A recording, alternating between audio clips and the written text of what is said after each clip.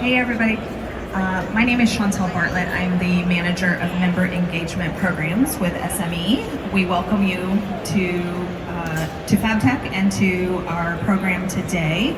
I would like to introduce our presenters, Jeff DeGrange and Joel Neidig, and they will be talking to you about careers and their journeys, and feel free to ask questions. I'll be around with the microphone, so raise your hand if you have a question of them. Thanks.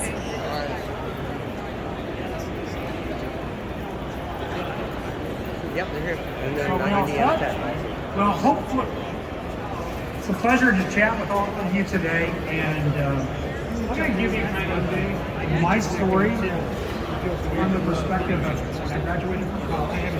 Probably many of you are not too far off from graduating from college. I'm Jim, and my journey from a major corporation to a mid-sized company to a technology startup company. And then I'm going to tell you a story. We all love stories, right? My niece and nephew called me, both graduated with engineering degrees, and I'm going to tell you what they asked me, and then they ended up pursuing careers in the technology field. So I have to stay away from the speakers here, and I got to find the right spot so I can see you, maintain eye contact. So I'm Jeff DeGrange, and I started my career. I got my undergraduate degree in industrial engineering. And when I came out of college, I went to McDonnell Douglas, which happened to be in St. Louis, Missouri. McDonnell Douglas became Boeing, and I started my career on the final assembly and flight test of F-18 Super Hornet jets. And what was really interesting about the company at that time, it had 50,000 employees, 167 buildings, and we basically were we built all the structures that went into making an aircraft there in St. Louis. We had the largest 5-axis machine shop on the face of the earth. We had a composite center, we had chemical processing. So if it was a composite part, machine part, and it made a component that went into a sub-assembly to a final product, we kind of did it all. That ended up making an aircraft. Then ultimately the engines came in from Rolls-Royce or Pratt & Whitney, and the radar came in from various folks. And so my job was basically a manufacturing engineer. It's basically doing all the time studies and the rate tooling because the rates were going up for the aircraft at that time. We had to go from 4 aircraft a month to 6 aircraft a month, and you had to figure out, what additional tools you need to do, all the planning on the shop floor. And so I did that for a number of years, and you got to work with really, really cool products if that's important to you folks, because a lot of people, when they see a fighter jet, it doesn't get much cooler than that, in my opinion. And especially on one side, you had the F-18 program. The next line next to it was the Harrier program. The line next to that was the F-15 program. And so, really doing some interesting programs. But where I'm going with this is that I then went into when you go to a big corporation. Now, McDonnell Douglas became Boeing back in the 90s. So I did manufacturing engineering. Then I went into kind of an automation group, a factory automation group that did big machines, that drilled holes in big structures. These machines would cost $10 million and set on 8 feet of concrete. And so so I got involved with doing capital projects, doing the business case for that and doing the installation and project management around these capital projects. So that was kind of the next thing that I did. After doing that a couple of years, I posted inside a big company, and I see some John Deere hats on here, so probably true for John Deere as well, is I went into what they call material process engineering. In material process engineering, you're looking at new materials. How do you bring a new material in, and how do you manufacture it to make your product more efficient? Give it extended ranges, give it more payload, make it more cost effective. And so looking at how do you select those materials, how do you qualify those new materials. And so I did that for a number of years as well. And then I ended my career in an advanced manufacturing field, looking at new advanced manufacturing methods. And it just so happened to be, keep in mind, this was well before your time, in 1994, it was something called 3D printing.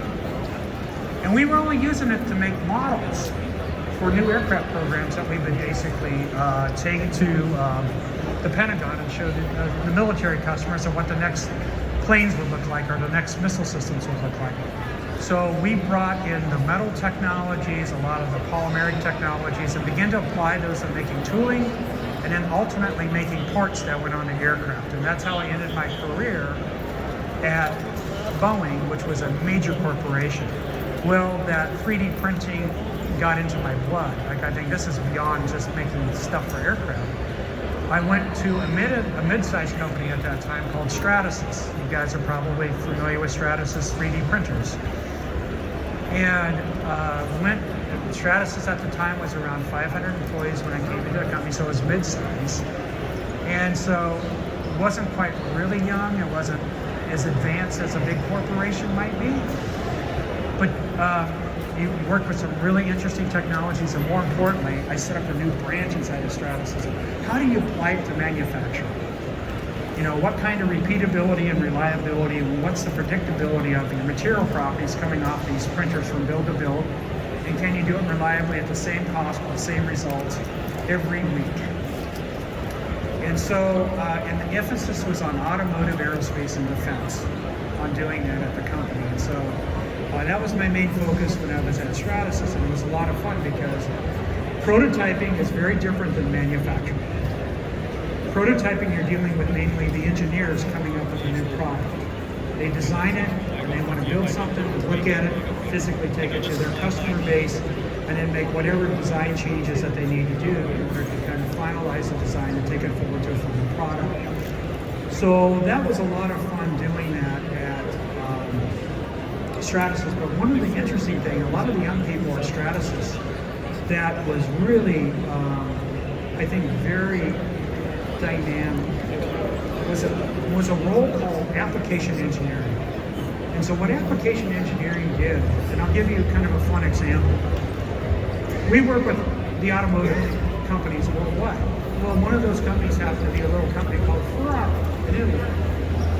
And so we were building parts for Ferrari, and the Ferrari team wanted some of our application engineers to come to Italy, work side by side, because they had our equipment there at the plant, and so they could kind of tune it, figure out how to build it, what kind of design changes you need to do, and get to see some really cool products if you're a car person.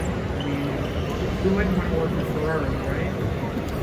And so you're working with the customer, typically working with new designs and bringing those new designs to life with an advanced manufacturing technology. And so one of the side benefits for the young people is that the Ferrari folks said, "You want to take our cars for a drive?" Well, sure, we want to drive their cars. And so there were some fun videos that came out of that. So the last thing I had was that I went to a small tech company about 8 years ago. And it's basically, you have to wear all the hats. You have to design it, you have to build it, you have to source it, you have to test it. And if something doesn't work out, it's on you to figure it out. And oh, by the way, you have to empty the trash too, and wipe down the conference room table. So the nice thing about a small company is that you kind of have to do it all. And maybe but you're so close to the final, what goes into that final product from a design, build, and delivery to the customer.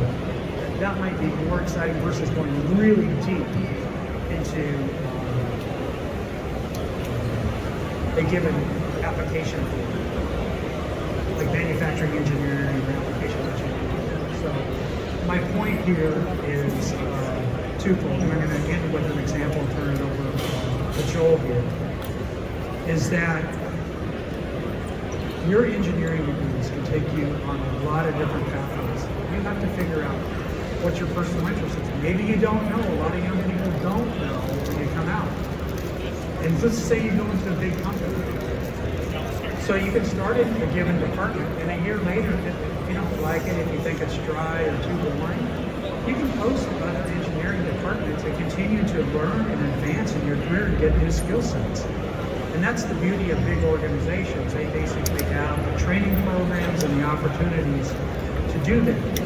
Now, let's just say, hey, I don't want to be a number in a big corporation. I want to be closer to the bottom line and getting the product on the street. A lot of small tech companies out there, and you're really close to what's touching the street, regardless of what your engineering function is, whether you're design or manufacturing.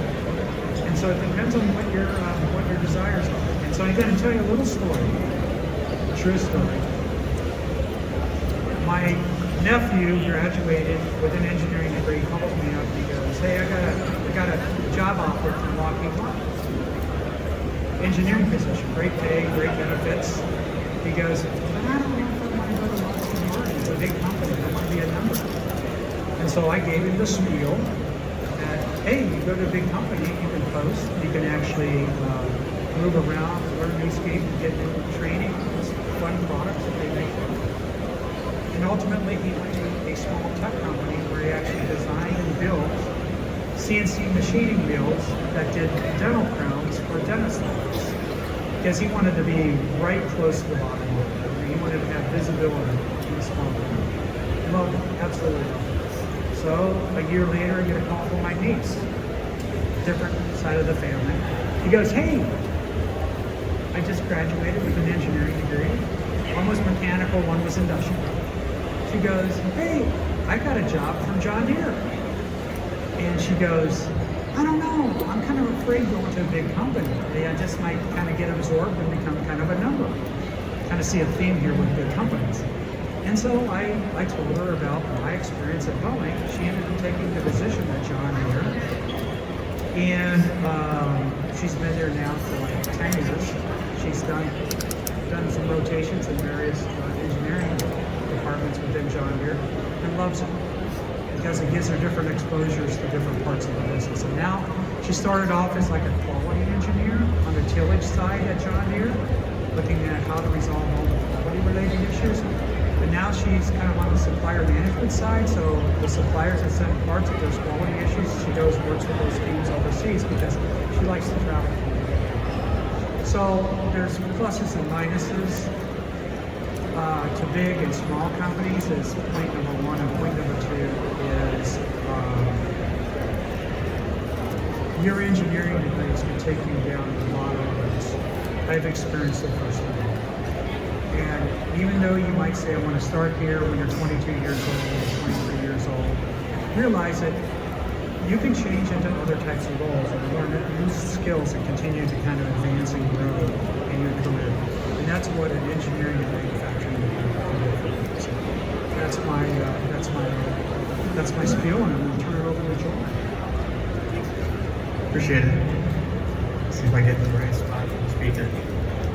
And my name is Joel Neidig, and like Jeff, I'm obviously in manufacturing, and we were just talking. I've been a member since SME since 2014, and we actually ran in some of the same circles, but didn't even know each other personally. And so we knew an engineer at Boeing named Al Sabor. And once again, that's what SME can provide is some of that connectivity that you go to different conferences and things as you're getting into your engineering career. And so I started off in a machine shop at a very young age, still part of my family business. And never really worked for a very large company, but did several different startups and exited those to larger companies like Siemens. And so my story's kind of like a lot of work that I worked on was doing work for the Caterpillars, the Komatsus, the John Deeres, and then obviously for Boeing and Lockheed Martin and these other defense contractors. So when I graduated college and I went to South Carolina, then came back home to Indiana, where our mining, oil and gas manufacturing companies are currently.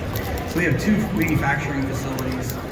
One does additive manufacturing, so like Jeff was saying, 3D printing, and so now everything's, a lot of things have really progressed. We're now 3D printing metal and all kinds of different alloys, and you can see that in the south building. And so when you walk around there, you'll see a lot of that. And but manufacturing is just very broad. So you find, like Jeff said, you can find your passion if it's additive, if it's subtractive, if it's in fabricating, if it's in a stamping. All of those kind of converge together to make very complex systems like the F-16, like Jeff was saying. And our company actually makes the arresting gear that is the launching system for the Ford class aircraft carriers. So a lot of those that you'll see the new arresting system, and a lot of those, there's like, I think they're commissioning one right now, but they've got about 3 of those that are in that generation that they're currently building.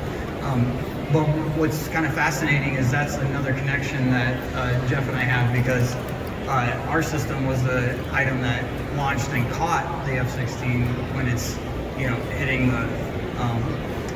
hitting the aircraft carrier. So once again, those kind of collisions and things can happen, specifically in SME, but in your, as you're deciding to go into manufacturing, if you're an application engineer, and like Jeff said, you can jump around those different areas. Also want to talk about just a couple of the startups that I did, because when I was collaborating, you guys are all either in a university or in a community college. Those relationships are really important, because you want to keep those connections, because everybody's going to go different places. And I came back to Indiana, connected with some people from Notre Dame, and that's how we started doing some of these startups, because there was a lot of public-private partnerships back when the Obama administration started. And they were working on, you might have heard of America Makes or MXD, and these different institutes that are collaborating with colleges and then private companies like the Boeings and Lockheed Martins, and even small companies like an ITAMCO can then join these institutes. And as an engineer, you're going to meet a lot of different people, develop new ideas that don't just come out of a small company, they don't just come out of a big company, but they're collaborating with universities to really solve really hard problems. And so one of those was Atlas 3D, which we ended up selling to Siemens, but that was with Johnson & Johnson, University of Pittsburgh, and Notre Dame, and ITAMCO. And what was really difficult in the early days of metal 3D printing was, if you didn't have an orientation right, you could have a recoder blade collision and you'd destroy like a $40,000 titanium mold. So it's like the powder's still really expensive. It's come down, but so what we did is we were able to solve the distortion problems that were with that. So, but it kind of took multiple organizations. The Air Force was one of the big funders behind that with America Makes, and but it was really exciting to kind of work with that complex team that I got to be part of, because I wasn't a PhD, but I was an application engineer that could grasp the actual functionality and the coding that required that. So even if you're, especially with AI coming out, if you have an application that you're trying to figure out, there's a lot of tools out there that can assist you. You don't necessarily have to be a coder or anything like that, but you can be an engineer that can apply those. The other one was Chain, which was a blockchain technology that we developed, and is currently, that's another company that I own and co-founded. But I was also able to meet some professors from Notre Dame when I was going to these different meetings and conferences like an SME, and we were able to collaborate and go, hey, there's a problem here, can we solve it? And so that's currently it's like one of the largest blockchain contracts with the Air Force now. So kind of those just exciting things that you can go to. NAMRC is another exciting conference. Last year it was in Rutgers, and so there's some exciting things, and I think the year before that was like Purdue. So some exciting things that you can get involved with SME, and as you journey on, like Jeff said, look at those different opportunities that you can make those either vertical leaps or horizontal leaps, and never be afraid to network with people and meet different people as you go on your journey. So that's what I have. Do you guys have any questions for Jeff or Joel? Anybody? I've been a member of SME out on the West Coast, Chapter 63, Portland, Oregon, back here in Chicago for over 25 years, and I don't know, maybe 20 years in Portland. And one of the things that's nice about this association is if you do move coast to coast,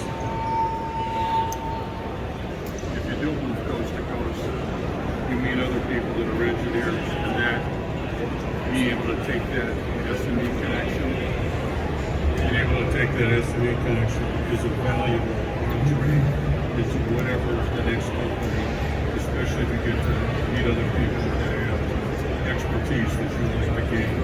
So this is an excellent association, giving you the opportunity not only to meet other people, but to actually go through the chairs, the local chairs of the organization, and learn something about being a chair, a chaplain, or to organize. And not many opportunities are out there. Not many opportunities are out there for young people such as yourselves to, do the Robert's rules and that kind of stuff. But there's many right about the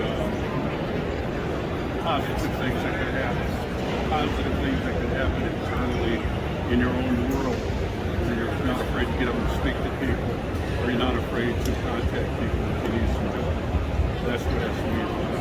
So there's plenty of opportunities for education and follow-up. So I'm a member of the board here in Chicago. There's some other recidivists here. I just wanted to say welcome to Chicago. Hope you're having a good time, and carry on.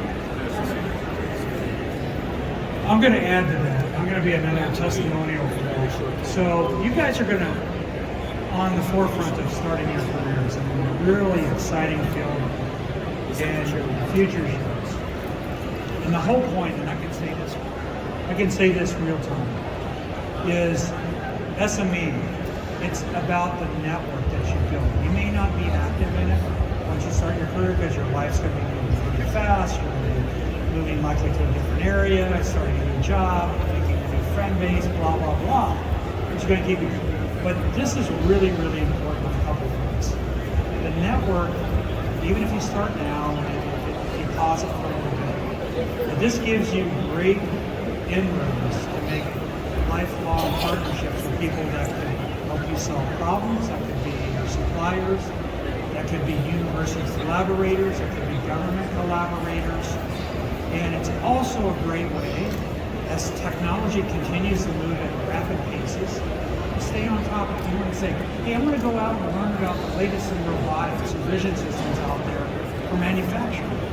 Well, SME is a great centralized knowledge base. You can kind of reach into inside the organization, learn about some of those latest technologies, and ask people that might be subject matter experts in those fields and actually come down the learning curve pretty quickly on. So highly, highly, highly recommend that. It's like anything, it's what you put in it is what you get out of it, but if you basically stay engaged with SME, it will pay big time dividends in your career development.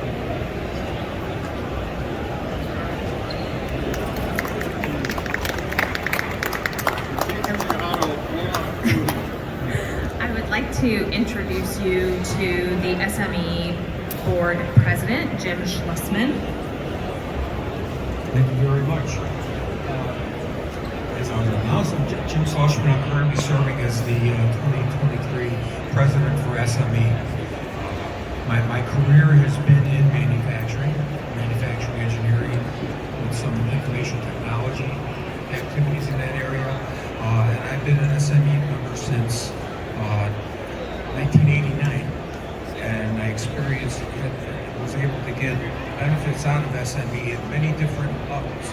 When I first went in, I was a hands-on practitioner, so there was a lot of information, networking, which was brought up that was very helpful for me in my career. As I advanced on and got into supervisory type of roles, there was networking and training in our field of manufacturing that I was able to take advantage of within SME. And as I moved up to upper senior levels of management, through some activities I've been on and off the board of SME since 2005.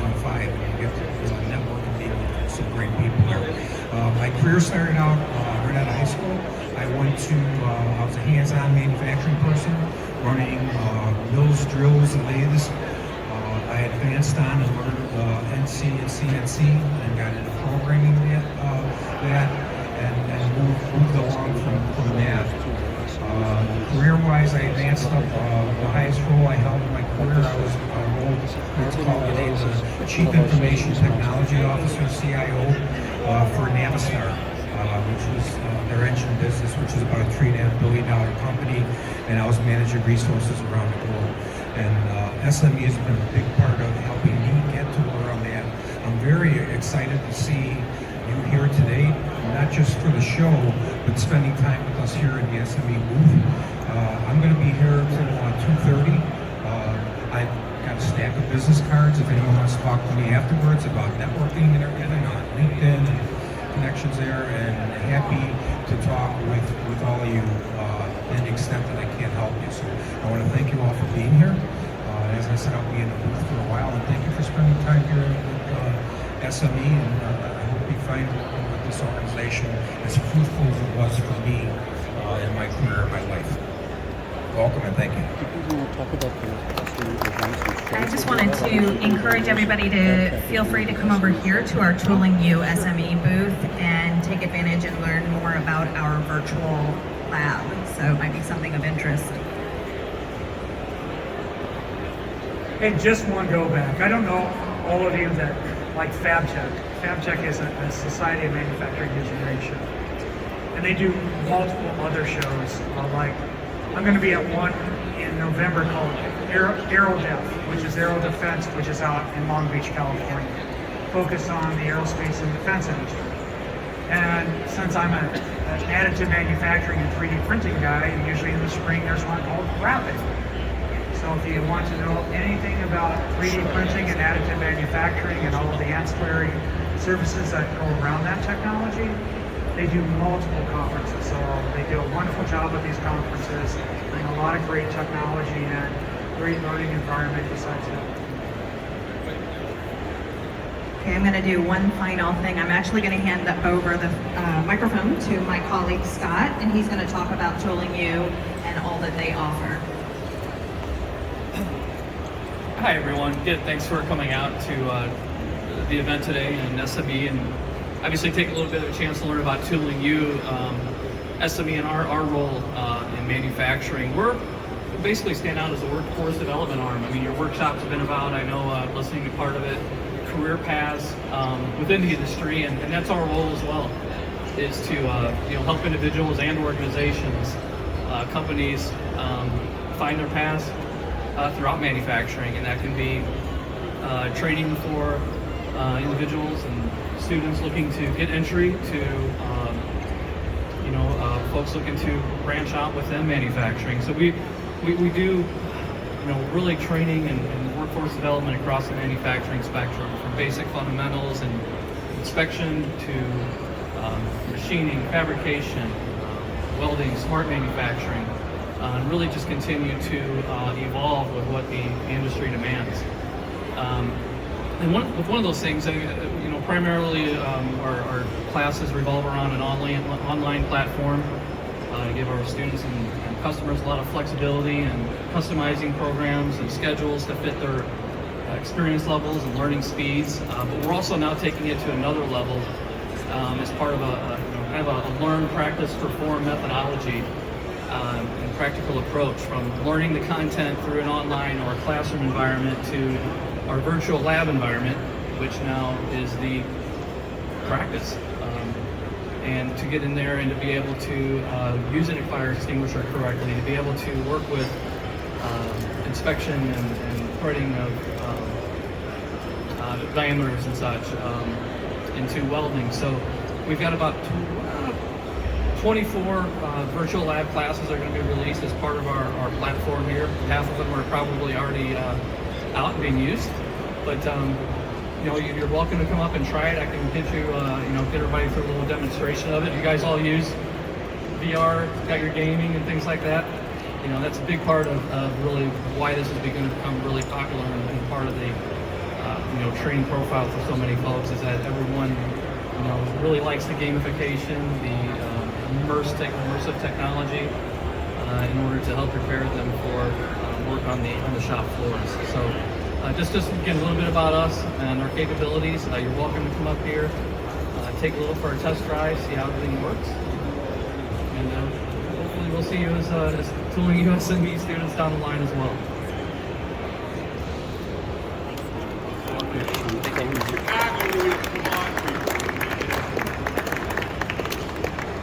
Nobody be So shy, really. feel free to hang around and take advantage of testing out the VR. And we're going to be having cookies in about 20 minutes. So